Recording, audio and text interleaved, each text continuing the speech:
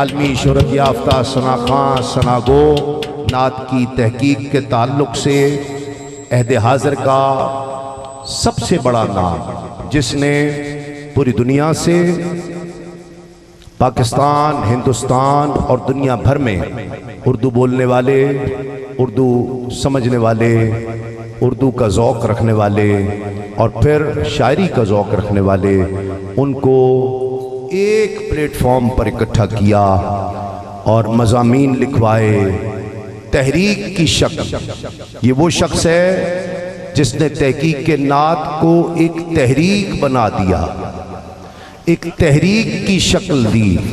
اللہ رب العزت انہیں مزید رحمتوں اور برکتوں سے نوازے اور آقا علیہ الصلوۃ والسلام کی نعت خوانی، نعت گوئی کا جو شرف انہیں حاصل ہے، اللہ کریم ان کو درازی عمر صحت کے ساتھ عطا فرمائے اور ان کا سایہ سلامت رکھے۔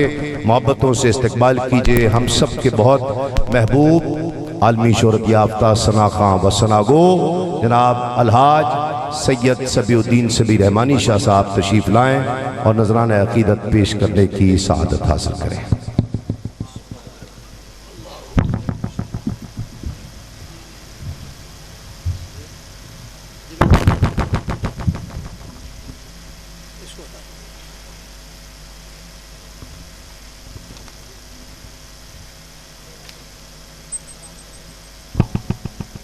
اعوذ باللہ من الشیطان الرجیم، بسم اللہ الرحمن الرحیم، الصلاۃ والسلام علیک یا رسول اللہ وعلی آلک واصحابک یا حبیب اللہ۔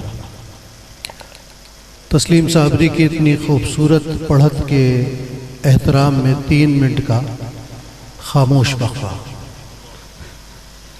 تاکہ سماعت اپنی جگہ آ جائے۔ اللہ رب العزت نے تسلیم کو، کیونکہ ہم کیو ٹی وی کے آغاز میں ہی آ گئے تھے کیو ٹی وی کی طرف اور بہت سارے ہنگامہ خیزیوں میں ہم شامل رہے کسی نہ کسی طرح۔ پھر تسلیم پنجاب آ گیا ماشاءاللہ، اور پھر تسلیم کے پڑھنے میں نکھار آ گیا۔ اس وقت تک کراچی میں تھا تو ماشاءاللہ اناؤنسر تھا، ہوسٹ تھا، اچھے اشعار سناتا تھا۔ پھر اس نے ایک ایسا فلیور دے دیا کہ اب ساری نعت خواں غائب بھی ہو جائیں تو تسلیم اکیلی ساری محفل سنبھال سکتا ہے۔ اور جمیل بھائی بیٹھے ہیں اور بھٹی صاحب جیسے پیچھے محفل شناز بیٹھے ہوں تو ظاہر تسلیم کا دل کھل جاتا ہے۔ اور آج مجھے بھی خوشی ہوئی کہ بہت عرصے کے بعد، اب ساری اگر بھٹی صاحب کی باتیں کروں گا تو پورا دن گزر جائے گا، رات گزر جائے گی۔ اصل میں بہت عرصے کے بعد میں یہاں آیا ہوں، لیکن بہت سارے چہروں کو دیکھ کر بہت خوشی ہوئی ہے، اس لیے کہ ہمارا تعلق ہے ذکر نبی کریم صلی اللہ علیہ وسلم کی محافل سے۔ بیٹا بہت بیس میں ہے، تھوڑا سا لائٹ کا۔ تو وہ چہرے جو حضور علیہ الصلوۃ والسلام کے ذکر میں ہمیشہ نظر آتے ہیں، وہ ایسے ستاروں کے مانند ہوتے ہیں کہ اگر آسمان پر نظر اٹھے اور وہ ستارہ نظر نہ آئے تو بے چین ہو جاتا ہے انسان۔ اللہ آپ سب کو صحت و عافیت کے ساتھ رکھے۔ تسلیم نے آج بہت سارے اشعار نئے سنائے جو میں نے نہیں سنے تھے، کیونکہ اب ہماری محافل میں بہت فرق ہے، ظاہر ہے ہم اکثر ملک سے باہر رہتے ہیں مختلف محاذوں پہ، تو آج مجھے سن کر بہت خوشی ہوئی۔ اور جس محاذ کو عقیدہ اور عقیدت کے ساتھ انہوں نے اختیار کیا ہے، وہ اس زمانے میں ان کا حوصلہ، ان کی عقیدت اور ان کے خلوص کا آئینہ ہے۔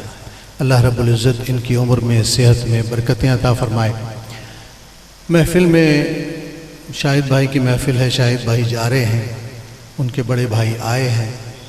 یقیناً اس محفل میں جتنے موجود ہوں گے، جب کوئی جاتا ہے اور جب کوئی آتا ہے تو وہ اکیلا وہ کیفیات سے نہیں گزرتا، بلکہ اس کو بھیجنے والے اور اس کو ریسیو کرنے والے دونوں ان کیفیات سے گزرتے ہیں۔ اللہ رب العزت اپنے فضل سے ہم سب کو سعادت عطا فرمائے کہ ہم بار بار حاضری اور حاضری میں حضوری کا کیف محسوس کر سکیں۔ اللہ دلوں کا گداز عطا فرمائے، اللہ چشم نم عطا فرمائے۔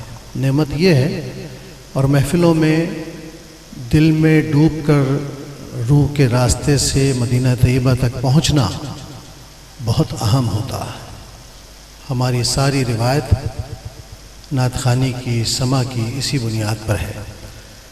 تو کچھ کلام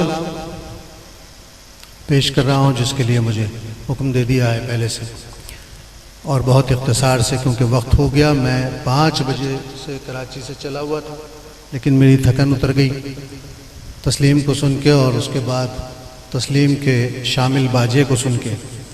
شامل باجہ وہ ہوتا ہے جو بجتا ہے لیکن نہیں بجتا، لیکن یہاں یہ بج رہا تھا اور بہت خوبصورت بج رہا تھا ماشاءاللہ۔